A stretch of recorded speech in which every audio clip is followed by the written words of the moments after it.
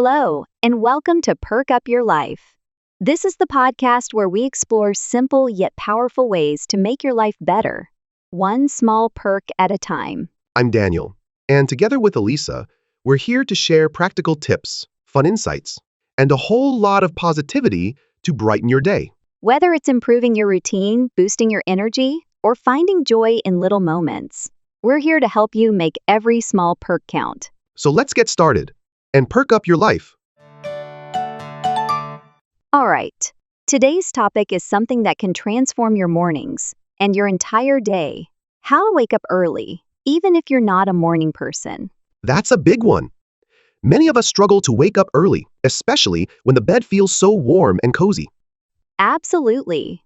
But waking up early has so many benefits, from giving you extra time for yourself to improving your productivity and mood. And if you're thinking, I'm just not a morning person, don't worry. We've got tips to make it easier for you. Before we dive into the tips, let's start with some questions to think about. Daniel, what's the first thing you usually do when you wake up in the morning? Honestly, I grab my phone and check messages. Probably not the best habit. What about you, Elisa? For me, I usually make a cup of tea first. It helps me wake up gently. Now, here's another question. If you had an extra hour in the morning, how would you spend it, Daniel?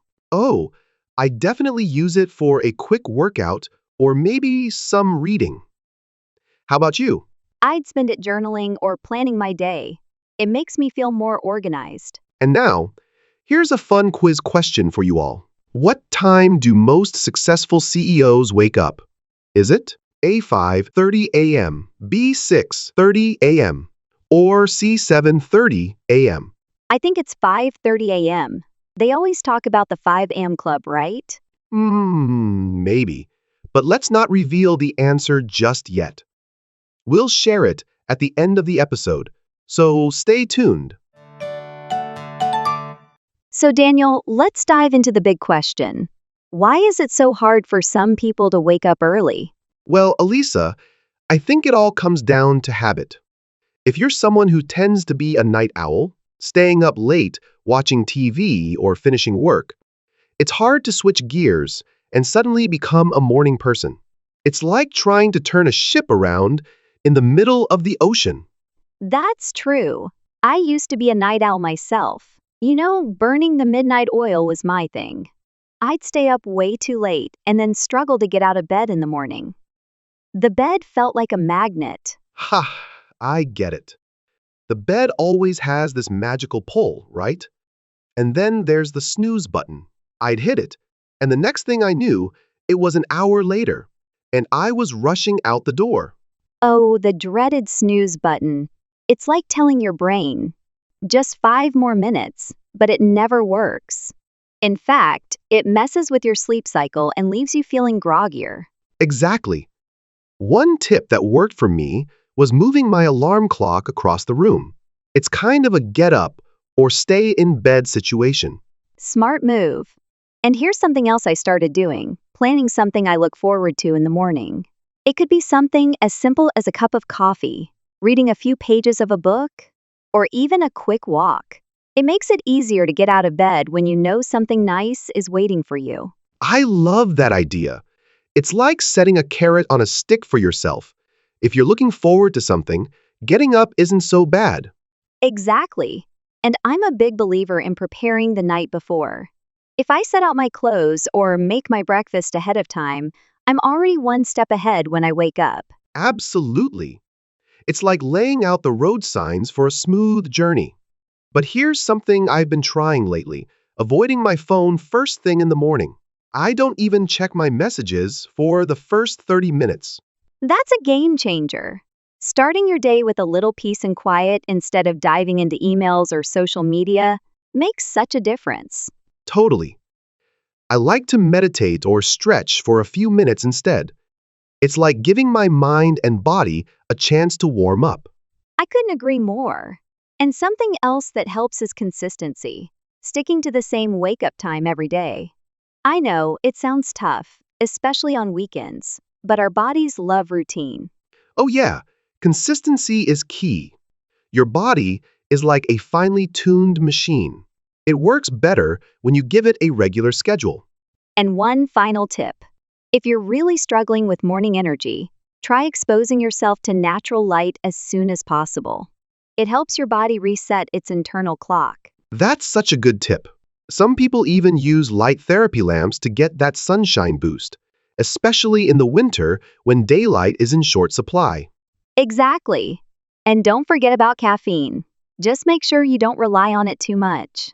A nice cup of coffee or tea can get you started, but too much can leave you feeling jittery later. Right. Everything in moderation. So, listeners, what's the hardest part about waking up early for you? Is it the snooze button? Staying up too late? Or maybe something else entirely? We'd love to hear from you. Let us know what challenges you face and which of these tips you'd like to try out. Now that we've discussed some great tips for waking up early, let's take a closer look at a few phrases and idioms we used in our conversation today. First up, we said burning the midnight oil. This means staying up late to do something, whether it's working or studying. It's often used when someone is working hard, especially when it's late at night.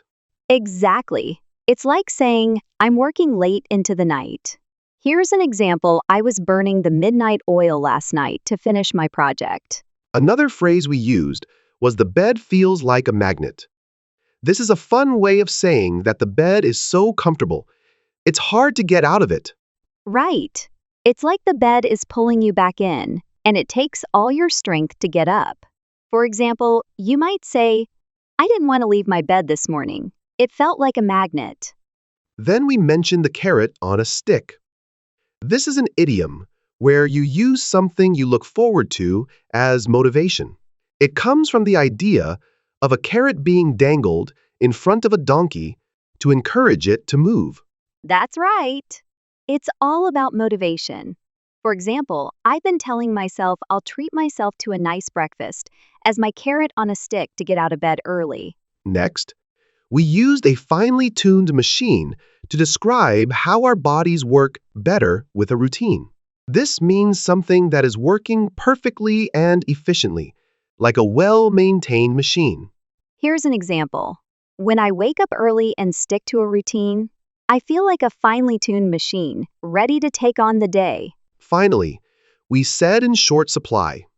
This means something is limited or hard to find, like daylight during the winter months. Exactly. For example, in winter, daylight is in short supply, so I use a light therapy lamp to help wake me up. These phrases can really spice up your English and make you sound more natural. Now it's time for you to practice them. Before we wrap up today's episode, let's lighten the mood with a fun fact. Did you know that the world's earliest riser might actually be a species of bird? That's right. The American woodcock, a type of bird, is known for waking up before the sun, even during the darkest months of winter. It's like it has a built-in alarm clock. And get this, it's not just the early risers that are fascinating. Scientists have found that early risers, or larks, tend to have higher levels of productivity and happiness throughout the day. So, maybe there's something to waking up early after all. You could be more productive, healthier, and happier just by changing your routine. Who knows? It might just be the secret ingredient to success. And now, it's time to reveal the answer to our quiz from earlier. The question was, what time do most successful CEOs wake up? If you guessed 5:30 a.m., you're correct. Many successful CEOs, like Tim Cook of Apple and Richard Branson of Virgin, are known for waking up early to get a head start on their day. There you go. So, if you're looking to follow in their footsteps, maybe you should consider setting your alarm a little earlier tomorrow morning. Before we wrap up, let's quickly review the tips we shared today for waking up early. Elisa, care to start? Sure. First up, create a morning ritual. Something enjoyable, like a cup of coffee or a morning walk, to motivate you to get out of bed. Exactly. And don't forget to prepare the night before, whether it's laying out your clothes or preparing breakfast. This makes the morning run smoother. Right. And another one is moving your alarm clock. Put it across the room so you're forced to get out of bed to turn it off. And don't forget to stick to a regular schedule. Wake up at the same time every day, even on weekends, so your body gets used to it. That's a great tip. Also, avoid your phone first thing in the morning. Take a little time for yourself before diving into notifications. Daniel. And finally, expose yourself to natural light as soon as you wake up. It helps reset your internal clock and boosts your energy. Thanks for tuning in to today's episode of Perk Up Your Life. We hope these tips help you become an early riser and set a positive tone for your day. Don't forget to share your thoughts with us. What works for you when it comes to waking up early? We'd love to hear your experiences.